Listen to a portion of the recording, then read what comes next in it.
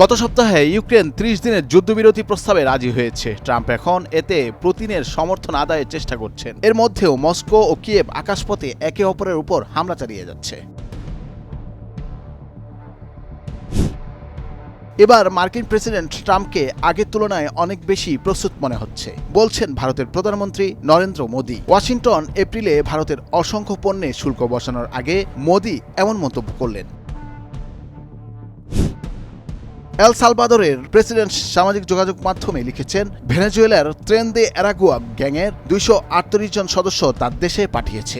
আদালতের নির্দেশ উপেক্ষা করে ভেনেজুয়েলানদের তাড়ালেন ট্রাম্প। ভেনেজুয়েলার ২ শতাধিক নাগরিককে এল সালভাদোরের ভয়ঙ্কর কারাগারে পাঠিয়েছে যুক্তরাষ্ট্র। আদালতের নির্দেশনা অমান্য করে তাদের বিতাড়িত করা হয়েছে।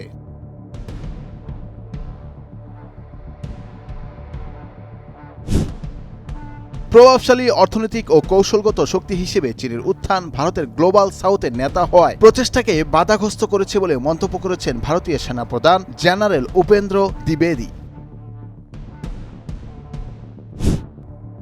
উত্তর মেসিডোনিয়ার কচানি শহরের একটি নাইট ক্লাবে ভয়াবহ অগ্নিকাণ্ডে অন্তত ৫৯ জনের মৃত্যু হয়েছে। রোববার ভোররাতে পালস নামে ওই ক্লাবে জনপ্রিয় হিপহপ ব্যান্ড ডিএনকের কনসার্ট চলার সময় এই দুর্ঘটনা ঘটে।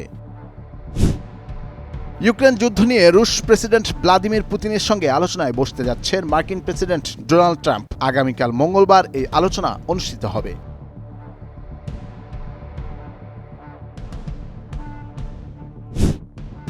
ইউক্রেনকে কোনোভাবেই সামরিক জোট ন্যাটোর অংশ করা যাবে না। যুক্তরাষ্ট্রের কাছে রাশিয়া এমনই শর্ত দিয়েছে বলে জানা গেছে। এছাড়া যে কোনো শান্তি আলোচনায় ইউক্রেনকে নিরপেক্ষ ভূমিকা পালন করতে হবে।